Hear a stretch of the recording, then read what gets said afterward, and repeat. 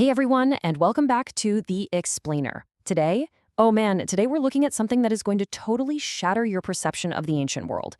I've been incredibly excited to share this one with you because we're basically taking everything we consider common sense about early human civilization and we're flipping it entirely upside down. So, question for you. I really want you to think about this for a second. What comes to mind when you picture the world 10,000 years ago?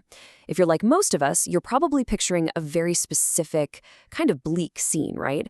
You imagine these small, isolated groups of people bundled up in rough animal skins, shivering in the cold, basically just desperate to survive another day. You picture hunter-gatherers endlessly chasing their next meal, totally cut off from the rest of the world. It's this really compelling story of primitive struggle. But what if I told you that story is almost completely wrong? Okay, let's dive into this. I want you to take that mental image of the isolated primitive caveman and literally just throw it right in the trash. What we are actually looking at with the ancient Jomon people of Japan is a reality that is just so much more fascinating. Instead of isolated tribes, I want you to imagine world-class navigators and brilliant organizers running a massive, continent-spanning supply chain. They were actively managing the sprawling logistics network that connected the entire Japanese archipelago, and even beyond, building a highly advanced social system. They weren't just barely surviving, they were absolutely thriving through deep human connection and trade. And to really grasp how they pulled this off, we need to look at the exact resources that fueled this ancient economy. All right, Section 1, the Obsidian Highway. Let's start with a mind-bending geographical paradox. Here is a number that should immediately make you stop and think. 1,500, as in 1,500 kilometers. Down in the geological layers of southern Kyushu, dating back 10,000 years, archaeologists dug up volcanic stone that actually originated way up in the freezing, snowy northern regions of Japan. Just think about the sheer human effort that represents. There are no airplanes, there are no delivery trucks, no paved highways. Honestly, the wheel hasn't even been invented yet. Moving heavy stone over 1,500 kilometers requires this unimaginable level of physical endurance, coordination, and a deeply, deeply established network of trade. You don't just, accidentally drop a rock 1,500 kilometers away from where you found it. So the big question is, what was so incredibly valuable that people were willing to endure those grueling journeys? Well, the answer is obsidian. Imagine holding a chunk of this stuff in your hand. It's this beautiful, pitch-black volcanic glass that catches the light. But more importantly, when you strike it just right, it fractures to create an edge that is literally sharper than a modern medical scalpel. No joke. For the Jomon people, this wasn't just a shiny rock. It was the absolute ultimate high-tech multi-tool.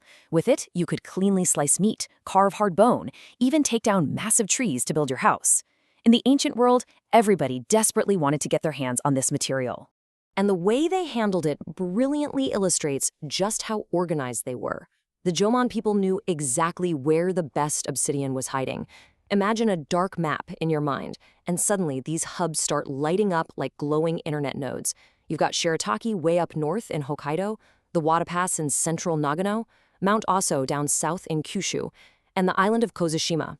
And from these specific hubs, trade routes stretched out dynamically across the whole landscape, flowing almost exactly like modern flight paths or fiber optic cables, sending this cutting-edge technology out to every single corner of the region. Moving on to Section 2, Ancient CSI, Tracing Stones. Now you might be sitting there wondering, okay, come on, how can we possibly know exactly which volcano a specific rock came from 10,000 years ago? Well, it comes down to a process that's basically ancient CSI. When archaeologists dig up a piece of obsidian, they don't just look at it and guess. Because obsidian is forged in the belly of volcanoes, the exact chemical makeup of the stone acts just like a unique human fingerprint.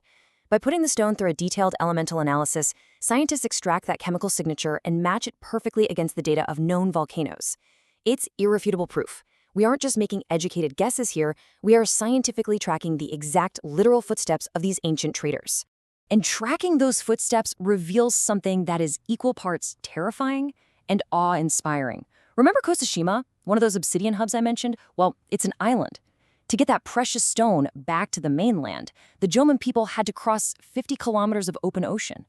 But this wasn't just a calm lake. This is the Curcio Current. It is literally one of the most violent, powerful ocean currents on the entire planet. I want you to really empathize with the sheer terror and the absolute immense courage it took to intentionally row out into that raging, churning sea, sitting in nothing more than a hollowed-out tree log.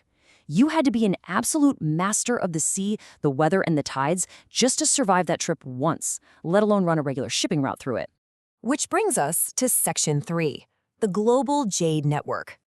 So while the Obsidian Network definitely proves their mastery of survival and logistics, we really need to look at another superstar material to fully understand their culture.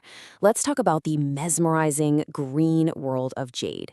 Specifically, jade from Itoigawa in Niigata, which happens to be one of the rarest and hardest stones on Earth. Think about the crazy labor required here. The Jomon didn't have iron chisels or electric drills. To shape this impossibly tough stone, they used raw bamboo, sand, water, and pure, exhausting friction. We are talking about hundreds, sometimes thousands of hours of intense, backbreaking, repetitive labor just to drill a single hole or smooth out an edge.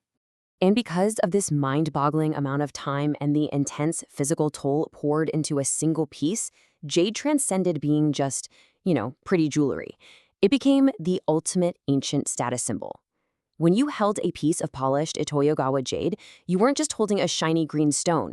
You were holding a literal lifetime of labor.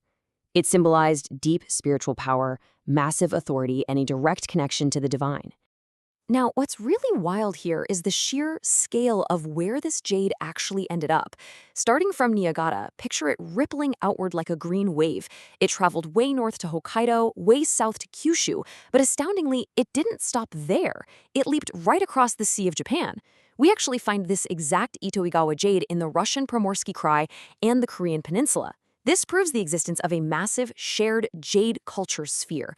Across vast oceans and totally different lands, disparate groups of people all agreed on the profound, shared value of this one spiritual item. And let's not forget the very real human cost of this network. I want you to feel the exhaustion of this prehistoric logistics system.